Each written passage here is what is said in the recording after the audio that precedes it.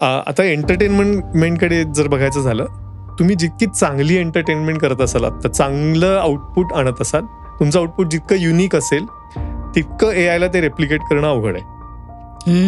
जेवढं तुमचं मध्यम, ज्याला आपण म्हणू मीडिओकर, मी मुद्दाम म्हणत नाही, मध्यम म्हणजे ज्याला नॉर्मल डिस्ट्रीब्युशन आपल्या सायन्समध्ये आपण म्हणतो की मध्यभागी आहे, असं जे काम असेल ते सगळं एआय रिप्लेस करू शकतो. लिहिणं असेल, म्युझिक असेल, इव्हेंच्युअली ऍक्टिंग, म्हणजे जर समजा सिरियल मधलं ऍक्टिंग असेल तर ते उद्या रिप्लेस होईल.